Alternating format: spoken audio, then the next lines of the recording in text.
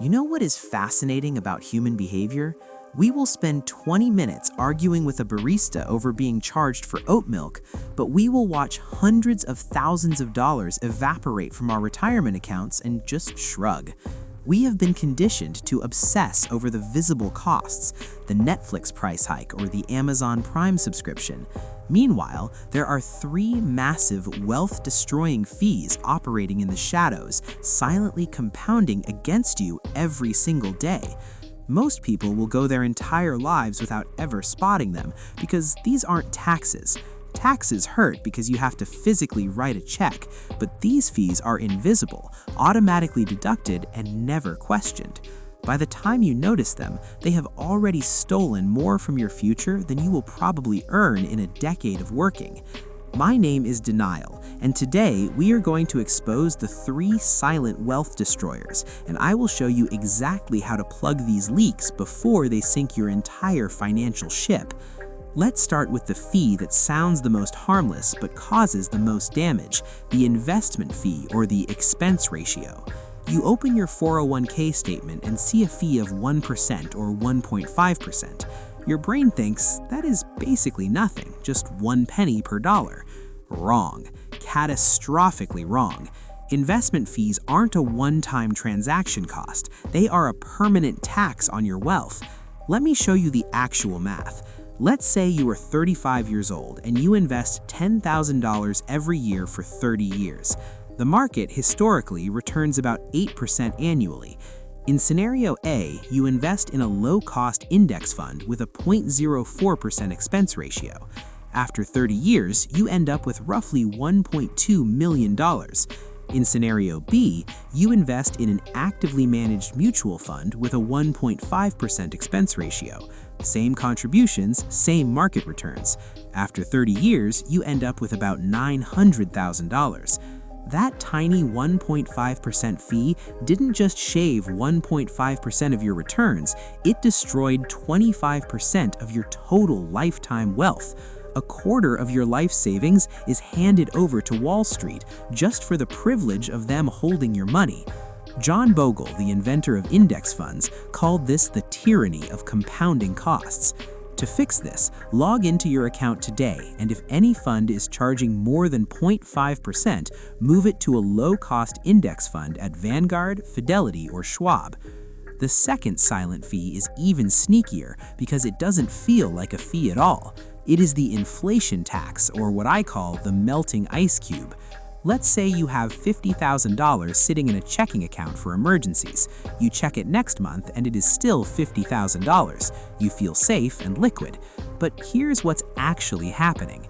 That money is a block of ice sitting on your kitchen counter. The number doesn't change, but the block is shrinking. If inflation is running at a normal 3%, your cash loses half its value every 24 years. If you keep $50,000 in a checking account earning 0.01% interest while inflation is at 3%, you are volunteering to lose about $2,500 a year in purchasing power. The crime here is the opportunity cost. High-yield savings accounts pay 4 to 5%, and the stock market historically returns 8 to 10%. Keep 3 to 6 months of expenses in a high-yield savings account and get the rest of your money working for you before it melts away completely. That brings us to the third fee, and this one is the hardest to admit because you are doing it to yourself. It is the behavioral gap. According to a famous study by Dalbar, the S&P 500 has returned about 10% annually over long periods, but the average investor during that same period only made about 6 to 7%. Where did those missing percentage points go? They went to panic selling when the market crashes, FOMO buying when things are expensive, and sitting in cash waiting for the perfect entry point. The math is absolutely savage. Imagine two investors who each put $100,000 into the market for 20 years. Investor A puts their money in an index fund, never touches it, and captures the full 10% return. After 20 years, they have $673,000. Investor B is clever. They watch the news, get nervous during downturns, pull their money out, and jump back in when they feel safe. Because of this, they miss just the 10 best days in the market over those 20 years, dropping their return to 6%. After 20 years, Investor B has $321,000. Investor B has less than half the money. That is a $352,000 fee they paid just for having human emotions. When you try to protect yourself by selling in a panic, you lock in losses that didn't need to exist. Wealth isn't just about how much you earn, it's about how much you keep. You can make $200,000 a year and retire broke if you're paying 2% in management fees, losing 3% to inflation, and giving up another 3% trying to time the market. The only way to eliminate the behavioral gap is to remove yourself from the equation. Automate your investments. Make it so boring that you can't screw it up even if you tried. Set up automatic transfers from your paycheck straight into your investment accounts so it is impossible to procrastinate and impossible to panic sell. You cannot control the market and you cannot control inflation, but you can control whether you volunteer to lose. Stop paying fees you don't have to pay, stop letting your cash melt away, and stop trying to be clever when boring wins.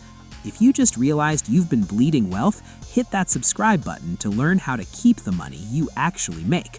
I will see you in the next one.